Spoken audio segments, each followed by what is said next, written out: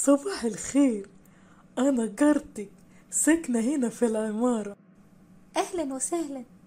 أنا مكسوفة من حضرتك جدا، وخصوصا إن دي أول مرة نتعرف فيها على بعض. لا أبدا، دي فرصة سعيدة قوي. اتفضلي. أصل البوتاجاز بتاعي خلص، وكلمت المخزن 100 مرة قالولي ما عندناش أنابيب، ولطفي جوزي عامل عزومة لناس صحابه، قلت أجي أطبخ على البوتاجاز بتاعك هنا. أهلا وسهلا، اتفضلي. جبت السمنة يا بنت؟ نسيت والنبي يا ماما. طب انزلي جري هات السمنة. هو أنا فيا حل للسلم يا ماما؟ آخ، ألاقي عند حضرتك معلقة سمنة؟ طبعا، اتفضلي. جبت يا بنت البصل والثوم؟ نسيت والنبي يا ماما. طب انزلي جري هات البصل والثوم. أنا تعبت قوي يا ماما.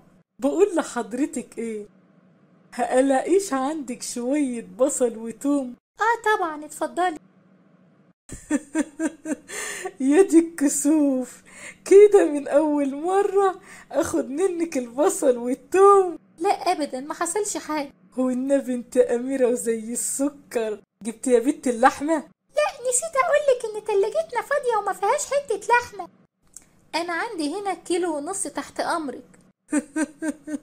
يا دي الكسوف، كده أول مرة واخد منك اللحمة، لكن وحياتك أول ما يفتح الجزار لأنا ردهملك.